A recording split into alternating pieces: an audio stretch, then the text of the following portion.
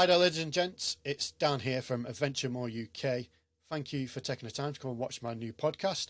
Today, my special guest is a former Israeli Special Forces operator and security expert. The man is Captain Itay Gil. I'm fine, thank you for having me. Not a problem. Now, obviously, you were brought up and raised in Israel. How was that compared to your time when you've spent in, say, America? Well, I think, the experience in traveling the world or being in different environments is always exciting. You get to meet different people, do different things. I would say Israel is a different animal by itself. If you follow the history of Israel, we're a very young country relatively. For those who don't really know, I would say in a brief introduction, 72 years old, the lady, and it was established in 1948. I would say that after World War II, Holocaust, those who managed to come here and build the country, and then battles with neighbor countries, wars, and so on. So you go to, there was several wars that this country experienced in different cycles of its history. And I would say that I remember clearly me as a young boy, the 6-Day War in 1967. Then later on, the Yom Kippur War in 1973. But two major things that I think really makes Israel unique, if I may explain, that after the Holocaust, those who managed to survive, and came here to build this country, from nothing, a country that does not have a lot of resources like oil, for example. So, this country, in a matter of years, based on the will to thrive, built, I would say, relatively, probably one of the most advanced and powerful military units, according to its size, of course, in the world. High-tech technology, medicine, education, and top medical tech, and it goes beyond, above and beyond. Another interesting topic to raise is that historically, Israel had many tough challenges, and we decided not to depend on anybody, even our allies. It's good to have allies. But the 1976, I believe, 74, 76, the Olympics, Munich. I apologize for not remembering the exact date. But many of our athletes were murdered by Muslim terrorists that took over the stadium and dormitories where the athletes were staying, and it was a big tragedy. 11 athletes were murdered and killed on German soil. Israel back in the day said, if I'm correct, they want to send some of our military teams to intervene, but the Germans refused any intervention of any other military force coming on their soil. And things didn't work out, and Golda Meir, that she was the Prime Minister of Israel at the time, she ordered Mossad to find, track down, hunt, and terminate all the threats of all the terrorists that were involved in this type of action against Israel. Then, if you remember later on, probably they taught you sometime in the military when you served, the Entebbe raid. I think, again, 1976, something like that. Air France was hijacked with 103 passengers. There was an ultimatum to release hostages. If not, they will start being executed, releasing terrorists in the prisons. And the Israeli Special Forces, in a matter of days, planned a mission to go into Uganda. And those who want to research it later on the web. My boss in the counter-terror warfare team, he's a retired major general now, but at the time he was a young lieutenant. They stormed the airport and neutralized all the terrorists and released all the hostages. I think there was a very small amount of casualties. So me being brought up in that environment, and military is mandatory. Yeah. So yeah. I say I remember you this. saying. This is why I gave you this briefing. Israeli society, compared to many other societies, in my opinion, it's only my personal opinion, I would say is a resilient society.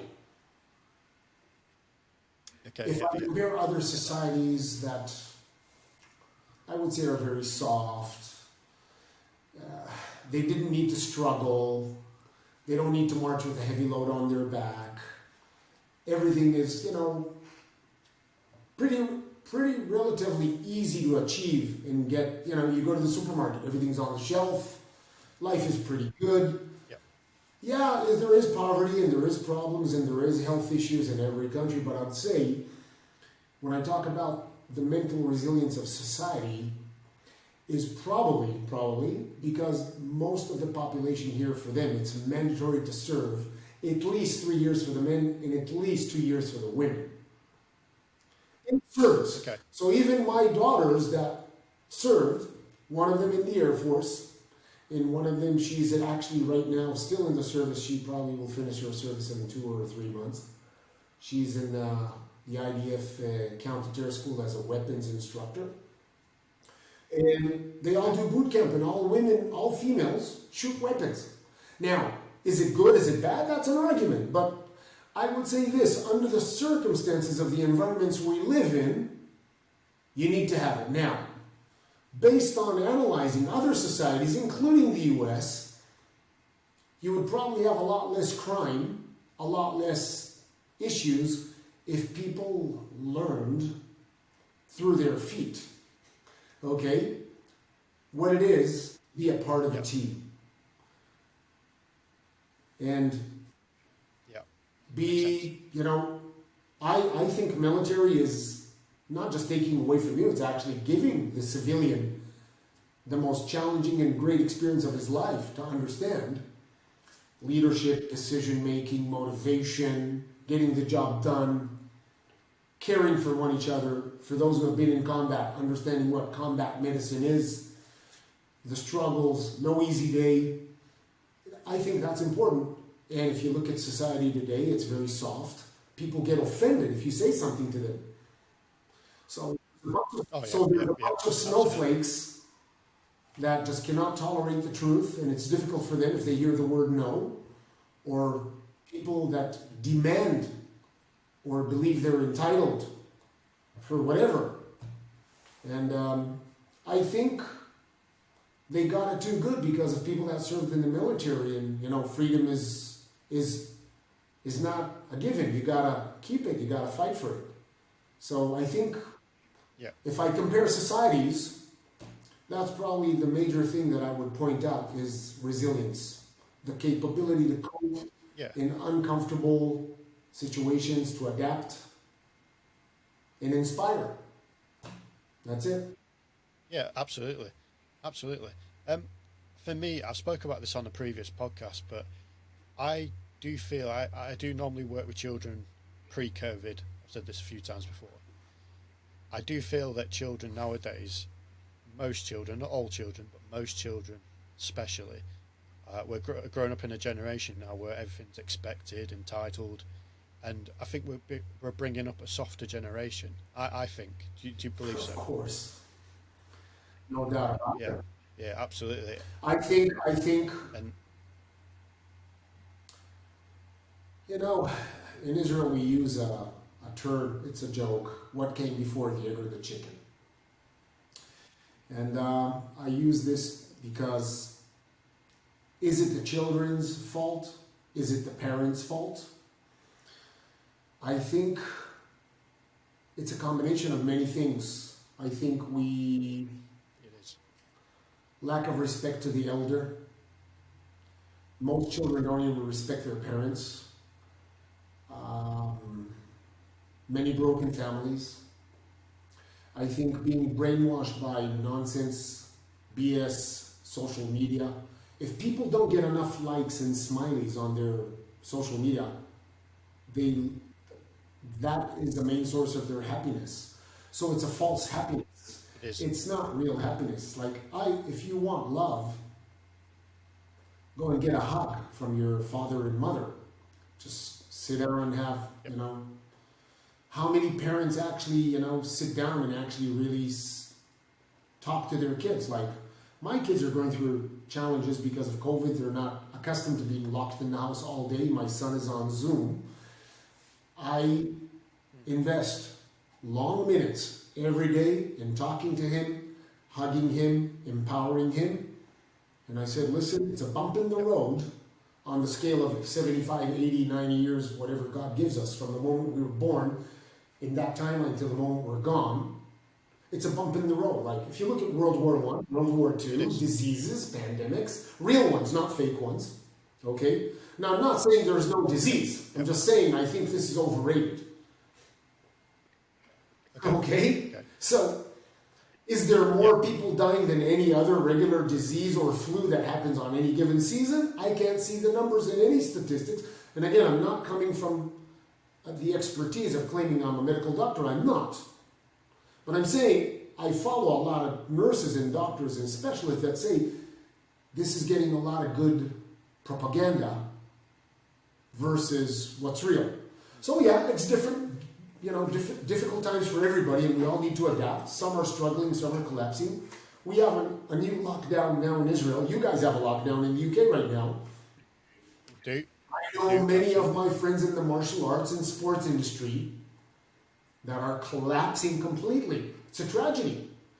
And so the whole balance of, you know, resilience, happiness, motivation, not to give up, you know, we, the parents, if you do have children, I don't know, but if you do have kids, or you not yet, but many of your friends or whatever, it's important that even if we have tough times, you know, hug your wife. Most couples don't even get along at this stressful times because they're stuck in the same house all the time, and if there's money issues, they will struggle. But, you know, that's a challenge. How do you stay away from getting in trouble with each other in the house and actually live in peace in such stressful times? Raising a family, making the right decisions, balance, happiness.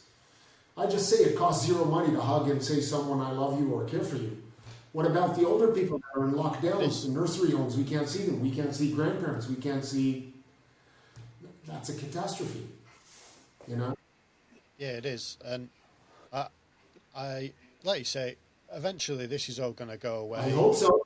To a certain extent. Yes. I hope so. Yeah. And like you say, you're never going to get the time back, so you might as well make the most of what time we have right now. And, you know, there's going to be times where you can't speak to your children, or they can't speak to you, or your grandparents, etc., parents. So it's best to make the most of it as we are now, because I know there's a lot of people I've got friends who have lost grandparents, and a parent, particularly a friend of mine, or someone I know of, who lost a grandparents and a parent in the space of a matter of weeks. And that's tragic, absolutely tragic. I hope it down to them, people that lost family members, you know, I mean, at the end we're all human. That's what makes us unique and special. Yeah. Like I said, I always say, and it's not a joke when I say it, I always pray, I hope there's a lot more good people out there than bad people, you know? Yeah. I think generally there is. I think I've done a bit of travelling over the years, and I've always met a lot more good people than there is bad, and that's in all walks of life. You know, I think that's the good thing about, you know, there's always that one person who spoils it for the minority. So I believe there's a lot more good than there is bad in this world. You know, people in general. So obviously you mentioned earlier about being compulsory to join the military in Israel. At what age is that? Is that from 18? Well, technically it's 18. So 1 year and a half or 2 years before prior, when you're around 16, they start sending documents to your house to start filling up your health condition, your grades from school. So the IDF is already starting to do a filtering system to see matchmaking, skills with motivation. Oh, so someone is very technical on computer sciences. Good possibility he'll be requested to join one of the cyber units. Okay? You're into electronics or optics. You'll probably go into something to do with laser, with optics, and so on. Air Force. And if you're into sciences, some go, by the way, some go and study an extra 2 years after high school, so they get it's a I don't know the right word in English, but it's like a first level of pre-engineer. So you can get, then you sign up for longer term in the service, you can get rank, probably first lieutenant, second lieutenant, and you can be involved in something with development, technology.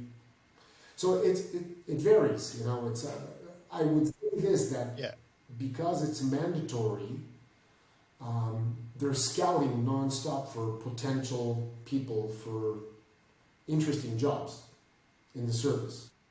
If you're very so you want to stay, they give you the liberty, the option to at least go through another evaluation to see, we need a person like that for this kind of job, and then you can stay. So if you're like an Air Force specialist in helicopter mechanics and electronics, what goes inside a cockpit of an airplane or a jet fighter aircraft, that is very highly in demand. So there's a good chance. Oh, you want to go into artillery, you want to go into the tanks, and so and so. So there's officer school, sergeant school.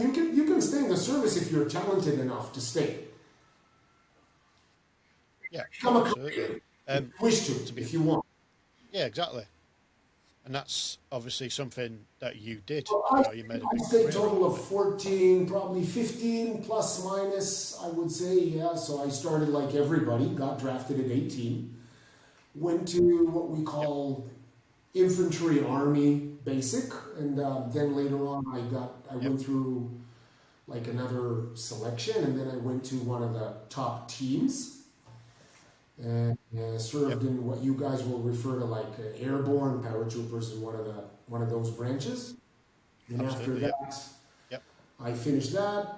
I went to study a little bit, and then I went for selection for what we call Yamam. That is the counter warfare team. So to explain what that is the, I would say, probably according to the Israeli, what goes on here in the country is the number one team in the whole country. And I would say the most highly trained, capable, 1% of 1% of the population. So from people from all the branches of what we refer to commandos. So because you have regular army, they're very physical, very capable. Then you have commandos. So if you want to go into the commandos, you need to go through another selection and serve. So if you say infantry or Marines, you can say, okay, there's thousands of soldiers there. But if you say one of the commando units is in the small hundreds, 100 to 200. So it's much more smaller, but much more direct action and different capabilities. And the counter-terror warfare team is another animal by itself, because you need to serve in one of the top teams even to apply for Yamam, for the counter-terror warfare team. And then you need to go for another selection. And you must have at least 3 to 5 years of combat, at least 3 to 5 years of proven combat. Okay.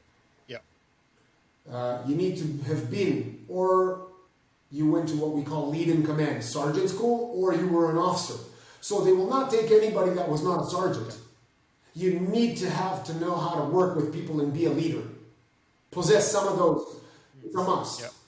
So to make you understand, statistics are, so every year we have our gatherings and rallies where all the team members assemble at the base, Memorial Days and stuff like that. So I would say, if I remember one of the last times that we had discussions about how many people start and how many come to the finish line, I think around 1,560 started, I think in 2018 or possibly 19. And I think only 14 qualified, came to the end. So it's we're talking less than 1% that starts. So you have interviews, psychiatrists, psychologists, all these tests to see you're healthy, you're fit, you're mental. Then there's the physical capabilities, run, jump, swim, climb, weapons, handling, and so on and so on. So you go through Hell Week. Hell Week is a pain in the butt. It's very painful. If you manage to pass that, then you begin about 10 months warfare school, plus another 2 months in the teams. Then you get the qualification. So it's almost like, so imagine you did already around 20 months prior to that, just to qualify one of the commandos.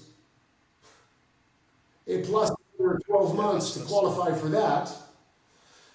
So just the training alone before you're even allowed to say, I'm an operational member, that's how long it takes. So I would say it is a challenge. It's not easy, but for those who do it, they understand the risk. They want to be there. It's important to say they want to be there. Yeah. It's like when I measure how do people cope in stressful environments, like what makes people want to do skydiving, scuba diving, parkour, jump from one building to another, do, what is it called, when they jump with, base jump with one parachute. Oh, but yeah. The thing is, there are people that do extreme sports out there and take a risk. Yeah. Of course, every risk with its own calculations, right? We both know military, hopefully everything goes well, but there's always room for error and things may go bad. And we do lose teammates and people get injured, seriously injured, become disabled, or they're not with us anymore. It's a calculated risk. It's like a firefighter. Maybe firefighters are not praised as much, but running into a fire, trying to save a family, you can die. And the pay is not that good. Absolutely. So what I'm trying to say is there are people that will risk their lives to save others. Do the average civilians understand it? I'm not sure. Some do, some don't. I think in Israel it's highly respected when you're in such a top team because people understand the sacrifice. So in Israel, people look up to it. So if you say you're a member of that unit, people say, wow, respect, sir. Like, people know how physical demanding and mentally demanding it is. So I think it's like the UK. When you say you're SAS or SBS, I think it carries weight, right? It does, yeah, it does. I just think, like, with that side of it, with the special forces side of it, it is highly respected amongst majority of the population. But just from a personal point of view, if you're serving just in a sort of generic or standard it's military, still very tough. Air Force, it is tough, but there is very much there's not much support, or there's not as much respect for people like that, as in for people like myself, because obviously people, there'll be people who say, look, you joined up, it was your decision, it's your choice, so on your head be it. That's sometimes you get that sort of said to you. I apologize. It's a snowflake attitude. I mean, you can strap your boots on, wear military uniform, and go ahead and march 30 miles in the mountains uphill with 40 kilos on your back. Go ahead, try.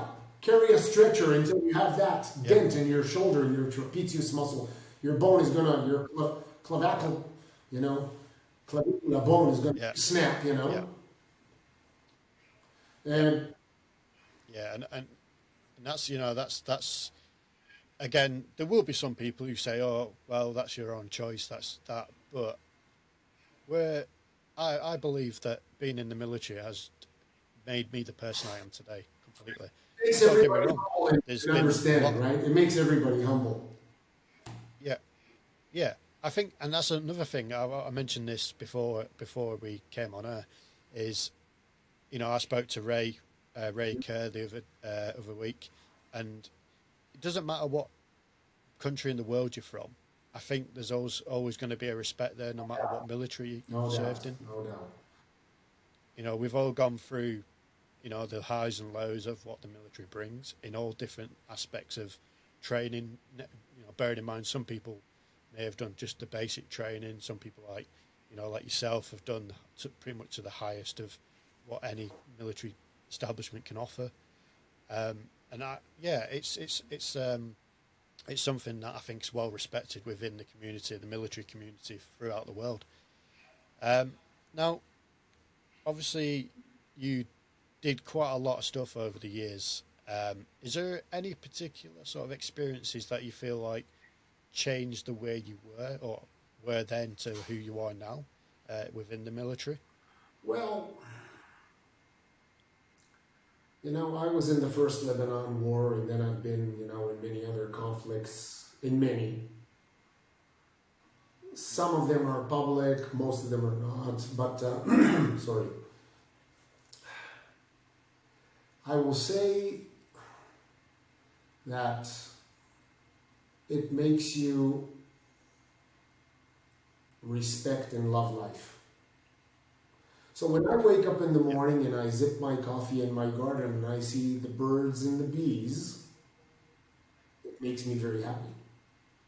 Now, does it make other people happy? I don't know what makes other people happy. I just embrace every day I wake up in the morning and I can breathe. I'm healthy. I watch my health. I watch my mental health as well. I always try to stay positive. I think one of the things that made me get elected to the units I served in is the ability to, even in the worst case scenario, to stay positive. And the way, I am trained not to complain. I train my kids, don't complain, whine, and bitch, because when you complain and you come with a negative attitude, the problem still remains. You need to solve the problem. So the military creates in your mind, in your heart, some type of hardiness and grit where everybody has bad days. Struggles, health, cancers, disease, diabetic, obesity. So if someone just wants to lose weight, he's fat and he wants to lose weight and get in shape. For him, that is a struggle. That is a very demanding struggle. That is like, oh my God, now giving up pizza and donuts? Are you kidding me? And shit food? Yeah. So when I talk to people about to motivate them to get in shape, because I try to keep crazy in shape, is like, I tell them, so imagine you have a real expensive car and you put in the wrong fuel into the engine or the wrong oil. Will the car drive and accelerate as fast? The answer is no. So when you put bad fuel into your body, / bad energy, bad sources of fats, proteins, carbs into your body, that's also motivation. Empowering people to be fit and healthy today is probably one of the most biggest challenges worldwide, because a lot of people are unhappy being trapped in the body they're trapped in. Now, absolutely. Look at young kids, they get bullied in school if they're fat. So we in society don't accept fat kids. Now, it doesn't mean they're bad kids or not, but if it was up to me and I had a daughter or a son that's overweight, I would probably try to motivate my son or daughter to get in shape in order to create for them a better, position in the environments they're in. So kids that do, for example, contact sports, martial arts. Yeah, send your kid to do a martial art, empower him, give him something. Be around good people that will push you up, not drag you down. So me saying this as a father, and I remember clearly my wife was, years and years ago, was complaining that I'm very physically demanding my kids to do push-ups and run. I take them into the mountains and teach them some basic survival stuff. And she said, you know, they're not soldiers. I said, I don't care. I just don't. They need to learn how to cope with, you know, pushing up the hill. Life is going to be full with hills. You need to climb them. And it's a metaphor maybe, but everybody's got their own personal struggles. And mentioning, you know, weight, nutrition, it can be anything. It can be just being, people can become whatever they want.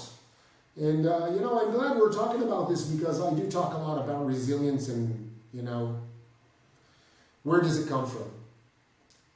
It's there. You just need to say, I want to expose it. It's like you need to carve it out. It takes time. It's not a given. I give you a pill and you swallow it. No, I'm a Navy SEAL.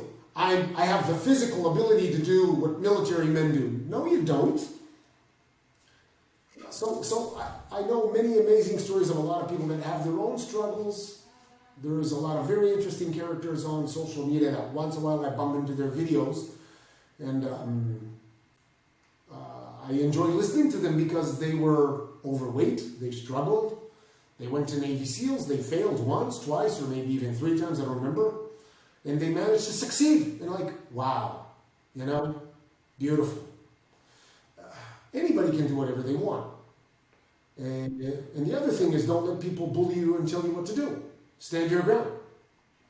No. Absolutely, it's absolutely true. So when you're 18 and you're joined into the military, getting your ass kicked and learning to be a team player, obedience, sharing. So you're on food rashes and you have just a little bit food left. Sharing that little food with your team, with your buddy. Not showering for days, sleeping in a sleeping bag. It's wet, it rains, it's in the sand, in the desert. It's like all environments, all conditions. You're in the Zodiac, you're going to storm a ship. You get wet. It's going to be cold. Yep. You can't say you know it's going to be cold.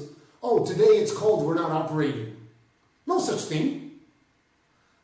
In the mountains in Lebanon at 4,000 meters altitude, 18, 20 below zero. I was freezing, but it is what it is.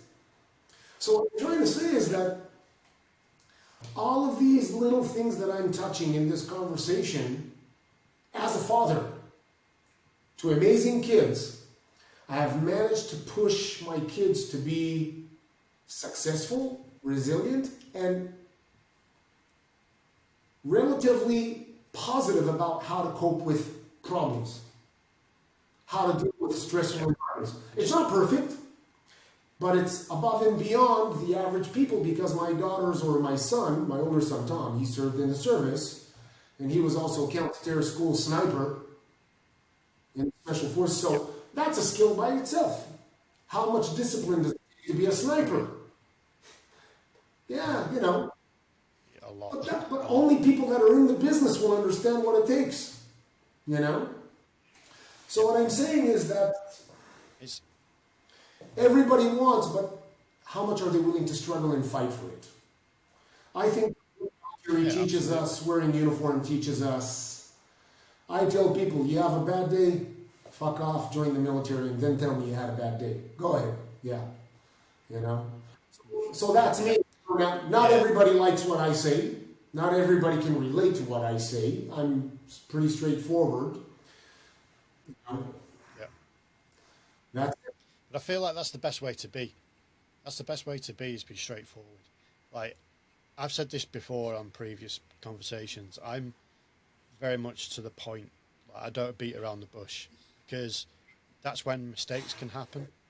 Like when you're serving in the military, they don't say, "Oh, do you mind doing this?" Or do you, like, if you're in the middle of say when I was in the middle of Iraq or Afghanistan, and they said, "Oh, do you mind doing this? Do you mind doing that?" They don't say that. They say, "Right, you need to fucking do this, otherwise this is going to happen. There's going to be consequences." Yeah. No, you can't just kind of, oh, excuse me, do you mind doing this, please? That doesn't work. And I feel that that's what happens sort of generally in like in a lot of children. I'm sure it's the same. Obviously, where you are, but it's the same with us in the UK. A lot of, like we said earlier, we mentioned it earlier about a lot of kids are brought up. Obviously, don't get me wrong. I've said this before. There's a lot of good things on social media, but there's also a lot of bad things. And I feel like if you cannot motivate yourself to do what you want to do in life, and you need someone who's on social media, on Instagram or whatever it may be, then you need to reevaluate your own sort of mindset. Because I don't think people can get someone else to motivate them. Now, I've done talks in schools before uh, about all sorts of different aspects of childhood, like bullying and just going through the chain, like growing up and stuff like that, and people like career opportunities and stuff like that. And I always say to them, like, people, you need to make your own mind up. You know, like, I can't motivate you to do what you need to do. I can give you the tools, I can offer you advice, and if that's something you want to take and then use them tools and advice to go and make your own decision, then that's great. But you can't tell someone what they should be doing. I don't believe. I feel like that's something they need to make up for themselves. And to be honest, that also works in adult life as well. There's a lot of adults who are in the same Oh, I position. know many adults that are unhappy. Like 99% of the people, I think there's even statistics about how many people have a job they don't like doing. Yep. I'm sure there's quite a lot. I think, what is it, 97% of the population work in a job they actually don't like, and I think only 2.7 to 3% are actually, they love their occupation or job. So for example, me, I always loved being in slash the military counter-terror environment because of the company, being around amazing people. Oops, sorry about that. Hold on. Being around amazing company, and then doing high-end stuff that average people will never do, and being around toys and vehicles, motorcycles, four-wheel drives, weapons, and doing a lot of real interesting stuff. With national security at the highest level of clearance and so on, like, wow, and like, if you're a regular civilian, you probably will never get to see or hear or do it. And that's it. I mean, so all of these environments made me like, wow, I love this. This is crazy. I get paid to do this. No one forced me by gunpoint, you need to do it. You want to do it. Yep. And then later on, I went into my own private business. In 1997, I resigned from the service and I opened my own protect company. Training, education, hand-to-hand combat, counterterrorism, Yep. weapons, tactics, and so on. So I've been involved in that's my major industry in the last 20 plus years. I'm still part of the service, by the way, as a captain in reserves. So I get called in, frequently for some training. But I always loved what I do. And I had a lot of bad times. There was times I didn't make any money at all or very little money. And then there was times I made a lot of money. And I was like, wow, I reaped the rewards. It was like I sweated and bleeded and I've done well. So even I didn't always get what I want. It's not perfect for anybody. And if anybody doesn't tell you they have ups and downs or struggles, it's a lie. We all struggle. It's the way we cope with it and just keep on fighting and move on. Yeah, exactly. And that's something I always say to people. I've said this again. I've said this previously. Is we've all gone through our own struggles and our own heartaches, if you want to call it that. But it's how we move forward is how it makes us. Like, if you just sit there and let everything, pile on top of you, you're going to go into a dark, deep hole, and that's where people struggle. If again, and hopefully through my podcast, we talked about mental health a little bit, and just talk about how it's, because obviously there's a big stigma about it. There's a big stigma that, especially for us as men and the people we are as well, military men, people will feel like we're being soft, or it's childish, or whatever it may be.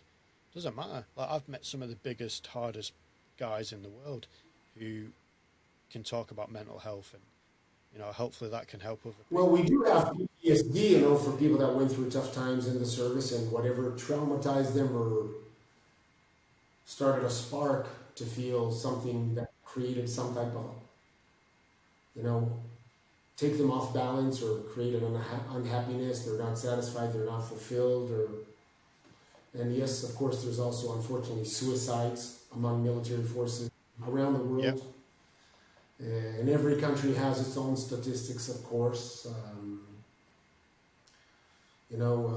Me, I'm deeply involved in the training, where I created my own academic research. I call it CWR, Crawl, Walk, Run, that created a measurement tool to assist in training. Because so for example, when you were in the Army, I can measure from whatever rifle you were shooting, or handgun, the grouping you were doing at a certain distance, and how many rounds can you shoot at a certain time. So it's relatively easy to measure, how do I handle the biomechanics of a rifle or a handgun, and I shoot a paper target in center, and I can get nice grouping and say, oh wow, he is very good at handling a rifle, but it doesn't necessarily mean how good are you in combat environments, when there's going to be unknown environments and bullets shooting at you, and tripwires and EODs, and one of your guys going to hit a mine and he's going to lose his leg, and how do we deal with stressful environments? Yeah. So I created some type of formula where I would say it's pretty accurate. It empowers the people by training them to have microscopic trauma, lots of failure, until they become successful. Okay. So we're looking into this a little bit as well in the service. I'm trying to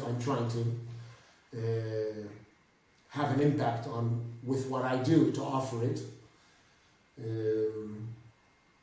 And hopefully we can save lives. And also, by the way, for better selection. Are all people suitable for serving in that environment? So they may be athletes, they may be able to run and do stuff like, me and Ray know each other from BBC Hell Week, right? Yeah. It was very exciting to be involved in the same program because, say the Navy SEALs, Israeli counter-terror teams, I would say similar standards. Plus, minus, we can argue which one is more physical, but that's nonsense. I would say both of them will kick your ass. Yeah. Both of them are very aggressive training models. Or you survive or you don't. And if you don't survive it, bye-bye, you're done.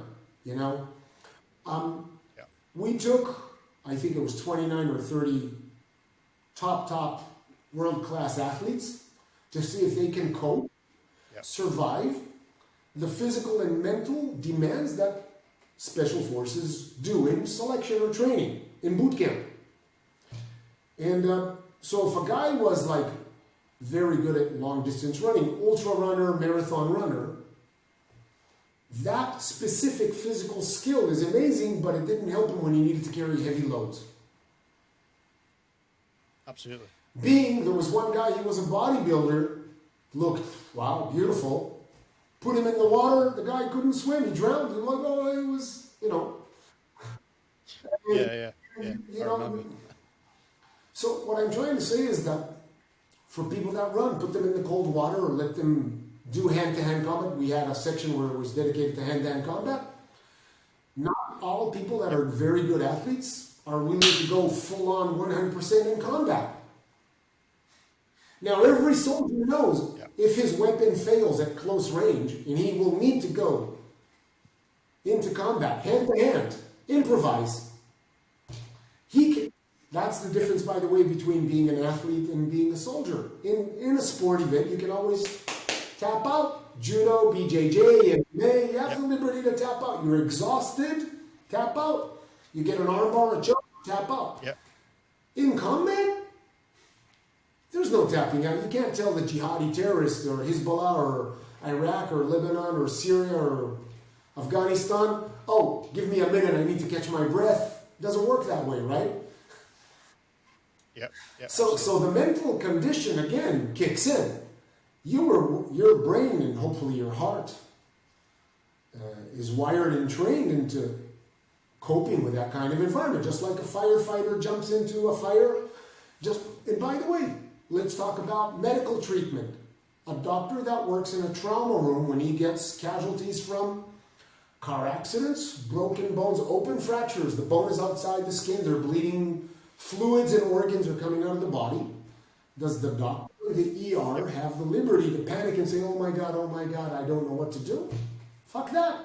He is trained Not at all. to go into the problem, analyze immediately, and do immediately life support. Immediately. He knows in a matter of seconds what to do.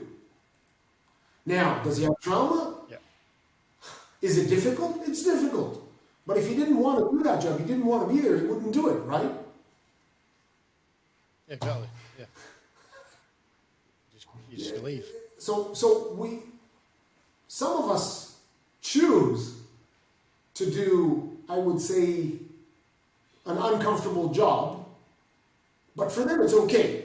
Many others, for them it's not. How many people finish medical school and they just go to be with the NHS to give you, a medication? They don't qualify surgery or emergency. Not everybody. So you qualified MD, at least in Israel, I know you can qualify as a medical doctor, but you can work for the NHS. You don't do surgery, trauma, right? You didn't become a specialist. Yeah. Military, specialist, Navy SEALs, high-end military personnel, that's a specialist. It's just another skill in a different spectrum, but it requires resilience. How long does it take to qualify to become a doctor? 7 years, man. 3 years, another 10 years out of your life. Yeah. For those who serve 10, 15 years in the service, 20 years in the service, respect. It's crazy. It's tough. Every year a couple of times so you can run, jump, swim, shoot, marksmanship. There's a lot of skills you need to qualify every year. When I was in, by the way, still in reserves. When I go in, I still need to qualify all the time. They don't or you can or you can't. So I do pull-ups every day in the garden. Every day I do pull-ups. Every day I do fitness. Why? I don't want to fail. That's it. No, I can completely understand. I know you obviously, for most people, a lot of people don't understand what Krav Maga is. Obviously, it originated in Israel, and it's for the most people, it's basically unarmed combat. Well, it can be armed combat, but it's unarmed combat. We do a little bit of it in the military. I do know that when I served, we did a bit in basic training and some. Physical training sessions. Yeah. Now, would you say, what was your opinion on saying we should put something like this into schools? I don't know if they do it in Israel, but I know in the UK. It's an amazing, sensitive topic for me because I used to volunteer in the past with people, with young kids that had problems. Volunteer, and they used to come to my training academy, so people that had come from problematic families, financial problems, serious financial, like poverty, and we would accept it for free. It's a volunteer program. You're welcome to join. We will empower you, training, and some of them become very successful. I have some interesting stories about people that once in a million call me and say, "I want to thank you for everything you've done for me. Because of you, I've managed to get accepted into the police. I'm a police officer now," and they have a steady job. And they come from a family where the father was involved in extreme crime, the mother was into drugs or alcoholism, like broken families. And I saved the soul. So it makes me feel good. It's not about money, okay? Now, it's not a crime to say we love making money, but it's not just about money. No. So I think, like I mentioned to you at the beginning of the conversation, I said combat sports. So, for example, does it need to be a martial art? For example, rugby. Rugby is a very physical, demanding, full-on contact sport, correct? Sure is. I play a lot of it. So if I compare it to the culture of American football with all the protective gear, rugby players would do similar collisions with no protective gear, correct? I'm not that's pretty rugby. I don't know even all the rules and everything, but I can admire the physical and the mental condition to go on head on. You know, I was in Australia and New Zealand. I saw All Blacks, you know. We're talking serious head-on collisions like car accidents. Oh, yeah. Yeah, you can... So, I remember... And that's a combat... Yeah, I remember... And that is a combat sport. Yeah, before they changed the rules of the scrum, obviously where they come together, they were saying on average every scrum would generate about 2 tons of pressure. Possible. Going through the neck. Not to say that the athletes that do NFL in the United States are less worthy. No.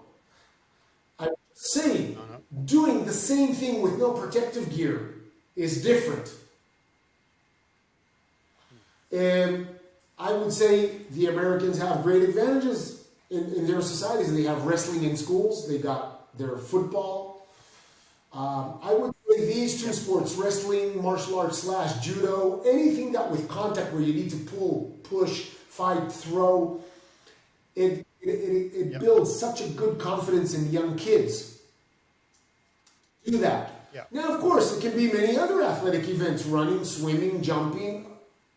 As long as the parents motivate their kids to be in some type of physical activity, and if it hurts a little bit, it will be with a bonus. So it means if it's a contact sport, where you actually, you know, a little bit boxing. What's wrong with boxing? I mean controlled boxing, not to be a world champion or anything, but to go to a boxing school, put on gloves and, you know, how to strike, how to defend yourself. So talking about combat sports, or combat in general, I would divide it into 2 sections. You were talking about the Israeli Krav Maga. It means contact combat. It was designed by Imi Lichtenfeld, way before the establishment of Israel. It was called Capt, face-to-face combat. Later on it changed to Krav Maga. I was not there at the time, so I'm just telling you what I know from history. It evolved. Okay. And it was designed for the military. There was no ranks, no gis, no belts, no nothing. I have a video of me that's probably somewhere on YouTube. Army training school, where you can see me with my M16 striking the tires, strikes, and we're doing some defenses. So it was a military-oriented hand-to-hand combat skill that in a matter of weeks, you would be ready for the battlefield. It was not looking to create a beautiful technique, but it was created to develop determination and the will to win and aggression. So if you had no option, but you needed to go hand-to-hand with an enemy, what may happen, that was the technique that at the time that was given to, I would say, the military, from the lowest levels to the highest levels, at different levels in each unit, of course, because some units get to train, 40 hours, and some units get to train 200, 300 hours. So it's all about how much you want to invest into your team. So when I, for example, was an instructor in the military and later on in the counter-terror unit, I thought that being able to go bare knuckle is a value.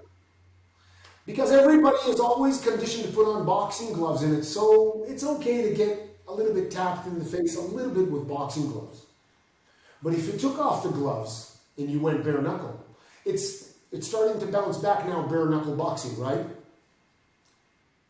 Yeah. How many people are willing to go straight line and do bare knuckle? Almost zero, am I right? Yeah, not many. That separates the men from the boys. So what I'm saying, if I have a short time, of course we train with protective gear, so I'm not going to say we're negligent on the health of the safety of the guys, but I would recommend, I did it, I would recommend give the guys a little bit bare knuckle, a little bit. Controlled. 10, 15 seconds of impact, bare knuckle. Why? In the street, in a real conflict, there is no protective gear. So the ability to eliminate the fear of being hit from no glove has value. Do you believe so? The ability. What was that, sorry? The ability to eliminate the fear of being hit from no gloves, bare knuckles, is something we need to overcome in training. Oh, you know, yeah, absolutely. In a street fight, there is no protective gear, right? No, there isn't. You do not get to choose in self-defense if you're attacked. You don't get to choose. No. That's what I'm saying. You will have to go. So I advise people, is it risky? Of course it's risky. And everything we do, driving a car is risky, okay? More people die in car accidents than in military operations, am I right? Yep, I'd say Yeah. so. So what I'm saying, more people die from regular diseases and smoking, alcoholism, obesity, diabetic, whatever, cancers, from, doing a combat sport. So what I'm saying is, I think overall, the benefits of doing combat sports / self-defense / the Israeli Krav Maga are a huge bonus to your soul and your heart and your mind. Why? It empowers you. It means, you know what? I'm okay with getting hit. It's not that bad. I can recover. I can actually defend myself. It's okay. I advise all families that have daughters, send your girls to do Krav. You must. Krav is also beautiful because it's all about improvised weapons. Here, I got a pen. Give a girl a pen in her hand. You see this little pen? Give a girl a pen in her hand. Yep. If one or two guys want to jump on her and try to rape her, force her to the ground, here you go. Improvised weapon. Yep. So if you went to classic judo or classic karate, they wouldn't talk about this object. No. But if you needed to, it can save your life. So, good. Giving kids the liberty to train in this kind of combat situations would make them stronger personalities. And like you mentioned, it made you a better person. I think this is definitely a must for all parents to send their kids to do some type of contact sport / I would recommend Krav Maga from any qualified instructor. Somebody who knows combat. Yeah, absolutely. Not, Yeah. And I know as part of your business, you have many schools across the world, really. True. I know there's a lot in the I've trained thousands and thousands of good people around the world. Hopefully to give them a little bit of my experience so they can take that experience and train realistic hand-to-hand combat, self-defense for whoever requires. Because listen, society, if we like it or not, if we're looking what's going on now with the lockdowns, US, around the world, anywhere around the world geographically, right? When there's less and less liberties to work, jobs have been taken away because of lockdowns, more and more people will become more violent and aggressive, and there are going to be more home invasions, more looting, more robbing, more shootings, more stabbings, more. And I tell everybody, prepare. Don't tell me you did not know. Prepare. So when I tell people,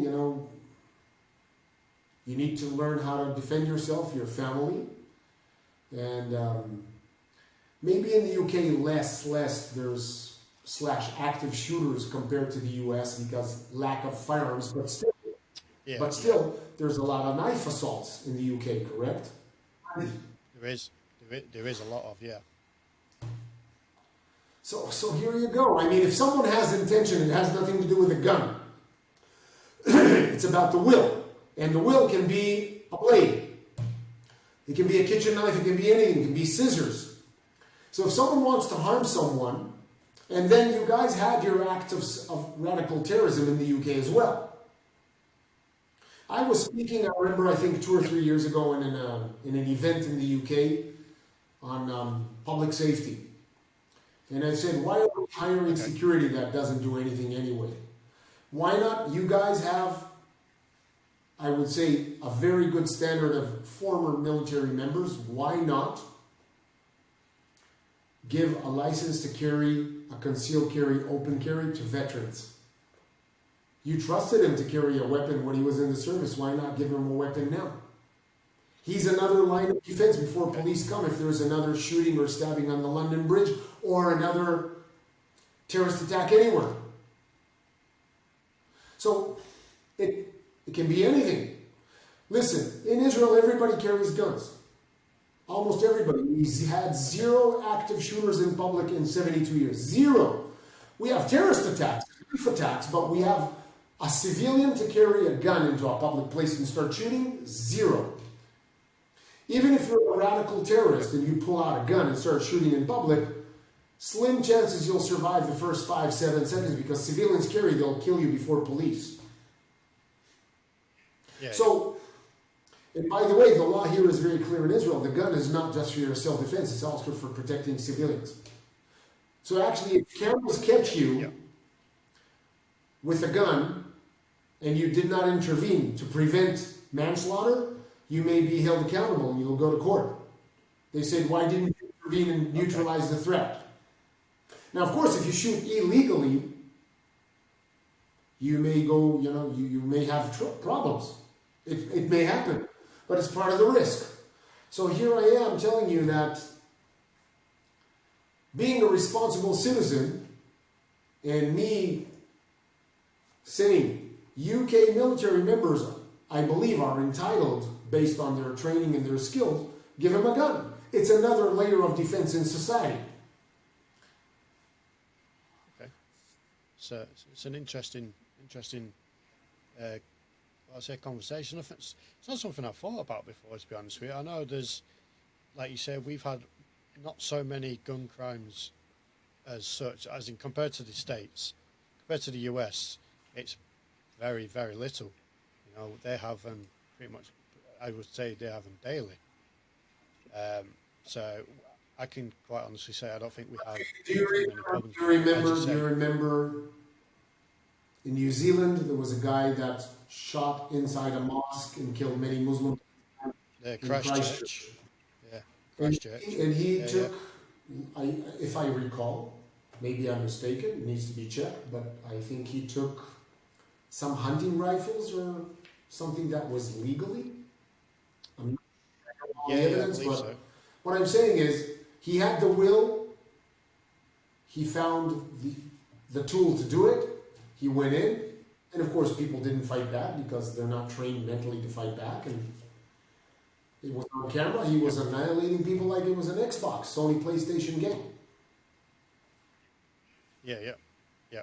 So here we go. It's not just a radical religion issue. It can be a crazy white person. Anybody. The truth is, us talking about it, I don't care about no one's skin color. No one gives a fuck. I've served in the service. Most people have different skin colors, and they're amazing people. It's all nonsense. Absolutely. So if anybody has any complaints, nothing to do with religion, nothing to do with skin color. That's it. No, not at all. Not at all. I completely agree with you. Now, what I was going to say, one question I was going to ask you, it's more of a general question. Obviously, you mentioned about Krav Maga, which is very important in what you do. Have you? I used to follow a program many years ago, and I followed the books of Bas Rutten. Have you ever worked with Bas? Sorry? Have you ever worked with If I ever worked with him, no, but we're actually supposed to talk at some point. We have a mutual friend that he's together to talk about something, Yeah. So I know of his name. He's a very famous MMA fighter, and he's a great character. I know mutual friends that say he's like a real cool, easy character.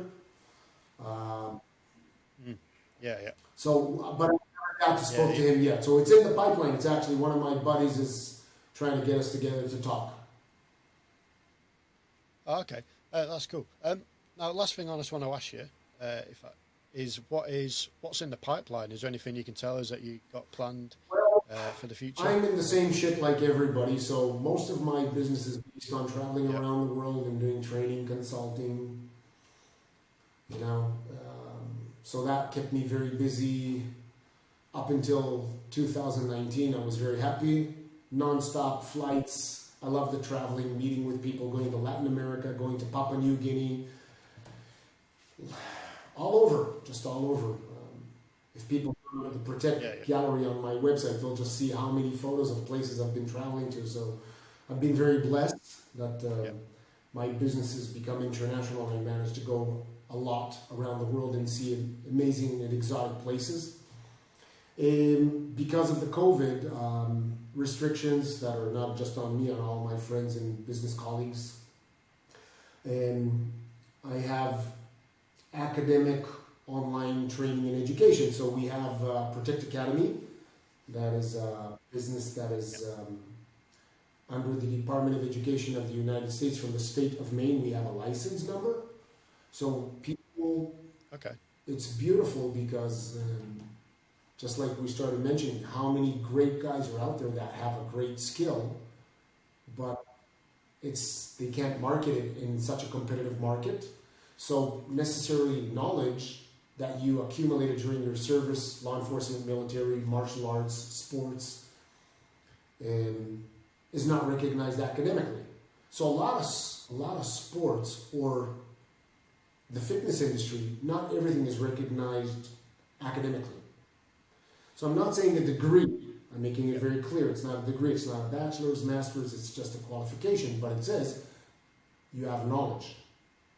And the reason I say this, because this is my main industry right now, education, online. It's done with videos and stuff like that. So we have people in the pipeline for public safety and risk assessment qualifications, people that do martial arts qualifications, different sports. I'm not sure, I think I had a discussion with some people in the UK that like almost any person can wake up in the morning and rent a place in the UK and claim to be a master expert in some type of sport or martial arts or some type of self-defense, and claim I'm a master, I'm an expert, even if it's nonsense. There's no body that actually regulates it to say this is real. So will they get insurance? Not. If something happens, I just don't know all the laws in the UK, so I'm careful to judge. But I would say many, many other countries worldwide that I work with and know, there is no regulation. For example, regulation to be a firearms instructor. In many countries, you're an owner of a gun. So for example, the United States, you can become an NRA, National Rifle Association's instructor in 1 day online, 1 day, 2 days, stand on the line and teach people, but then they'll turn around at the shooting range with a finger on the trigger, with a bullet in the chamber. So it was a threat. So their regulation and standard of safety that you know from the military, and I know, is not the same barometer. Is that a real legitimate qualification? The answer is no. So we can qualify people on firearms, weapons, tactics, close protection. So a lot of people have muscles and tattoos and they say, I'm a bodyguard. That's not a bodyguard. So is it a real skill? The answer is, in my opinion, no. But many may disagree of what I say, and that's fine. So that's what we do now. So if I'm not traveling, at least we get to do something online and help people to boost their careers online. And I can give you the link later on to the website. You can share it with people if they are interested in training and education. Absolutely. Yep, I'll be putting it in the description. So that's not to help people to be better in the competitive markets, because markets are going to become very narrow. More and more people are going to become aware and alert. If they're going to pay money, they want to make sure that the person they're going to pay it to is qualified. Yep. He has a real skill. Yeah, absolutely. So that's my angle on what I'm doing right now. Awesome. Now, my last thing, one question I want to ask you, just for everyone who's listening, what would you say to people on how they can live? What would you say to people who are listening that could live a better life, a happier life? Just like a sentence or so, a paragraph. You know, will say that, you know, as a military man, so people may think I'm soft when I say this, but it's actually coming from a powerful place to admit that loving, hugging, kissing, love your children. If you have a wife, even though there's real bad days, everybody has disagreements with their wives. Just stay close, hug, kiss, love. Tell your kids every day you love them. Every day. Hug them and love them. It doesn't matter how difficult it is. Happiness comes also from treating yourself good, loving yourself, respecting yourself. If your self-esteem about yourself is not good, try to find out why is it and try to fix it. Don't stay in the same spot. It will destroy you. So you gotta love yourself too. And it's the way, what image do we see when we look in the mirror? Are you happy? And these things don't cost money, by the way. It's nothing to do with how much money you got in the bank. I mean, money makes you feel like, oh, you're important. I can buy an expensive car or wear expensive clothes, but that's all materialistic. That's not real. It's fake. You know? Yeah. So what I'm saying is, you know, now because of the lockdown, believe it or not, I'm wearing the most simple clothes in the house. I don't wear anything expensive. I don't even buy expensive watches. I don't really need anything to keep me happy. I got my kids, I got the family. Yes, I'm crazy. I like, you know, I'm crazy about military. And my wife says when I get called in for the service, why are you going? You're 58 almost, you know. I'll be 58 next month. Why do you go? And I said, well, I love the smell of gunpowder. I'm addicted. And then, of course, I like the exploration and excitement on a motorcycle. You know, I like riding. I wish I could get rid of it. It's not such a healthy business to be in. Riding is not so safe. No. It is what it is. But again, just general happiness. Motivate yourself to do something. Do push-ups, do pull-ups, eat clean food. Read. Stay away from negative people that try to take you down. If you want to drink a little bit wine. Don't get involved in alcoholism. Don't use any chemicals. Don't do anything stupid. Stay away. Be positive. Yep. And I think, awesome. Yeah, do something good. Help. If you have a lot of stuff in your closet that you're not wearing, for example, giving to people generates a lot of dopamine. Makes you happy. If you can help poor people. So we, you know, my kids were growing up. We had good clothes in very good condition. We were donating clothes to people that are in need. Not throwing it to the garbage. We actually would go to shelters and stuff like that and give it to people that are in need. Do something for people. Help old ladies, help old people. Volunteer, do something. And again, if you can't, start with yourself and your family. Hugs, kisses are a great cure. If you hug your kids and your wife every day for 30 seconds each one, and you got 3 kids in the house and a wife, that's 120 seconds of hugging. That's a great medicine. Believe me. And it costs 0. Yeah, absolutely. That's a great way to end our the chat. Itay, I want to say thank you very much, mate. I know you're a busy man.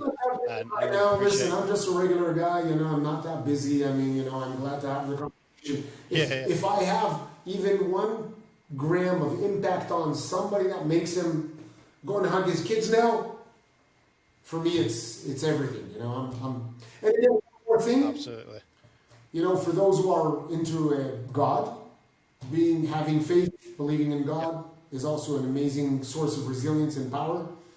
Just doing the right thing. Yeah, have faith. We never give up. We're a strong species. We're smart. Stay away from evil. Do good. You'll be fine. That's it. Absolutely. And like I said, I'll put all the links to all the stuff you do in the description. So everyone, if they want to get in touch with you or any form of sort of your social medias, your business. I'll send you a link in a second after the conversation to your messenger, and all the data over there. Absolutely. If anyone wants to reach out to me because they think I can help them, I'll be welcomed. Yeah, awesome. Thank you very much, Thank you very much Itay. It's for much having me. It's an honor. appreciated. And yeah, let's do great things. Thank you very Thank you much. so much. So, thank you very much. For everyone who wants to keep an eye on what I'm doing, again, I'll put my stuff in the description. Please like the video, check out my channel, subscribe to the channel, and I'll catch you on the flip side.